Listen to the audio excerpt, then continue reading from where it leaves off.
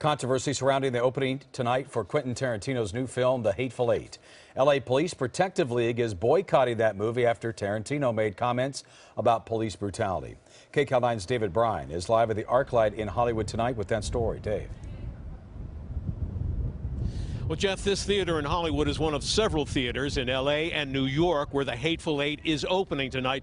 The movie actually has no direct connection to the controversy, except that it's Quentin Tarantino's movie, and it was his remarks that touched off the controversy. You see no protesters or signs of protest here, but nonetheless, police groups from here to New York and all around the country are calling for people to stay away from The Hateful Eight. Get in, boys! On opening night, Quentin Tarantino's movie The Hateful Eight is under fire from the LA Police Protective League and police unions and organizations across the country who are calling for a national boycott of the film.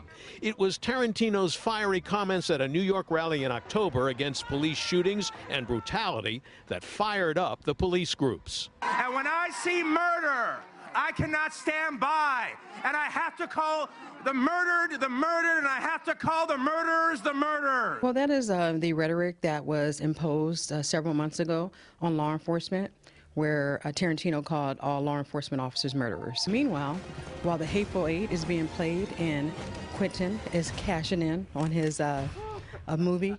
But outside one of the theaters where The Hateful Eight is opening, the idea of boycotting the movie was not very popular, even among those who feel Tarantino should not have said what he did. We will watch The Hateful Eight, but we feel like, you shouldn't knock the police. We feel like Quentin Tarantino, he's a great filmmaker, but he should stay away from the political statements. Last month, Tarantino addressed the police boycott issue, saying his remarks were clearly aimed at the officers who were directly involved in the controversial shootings, not all police. And he says he was making a legitimate point. Stop shooting unarmed people.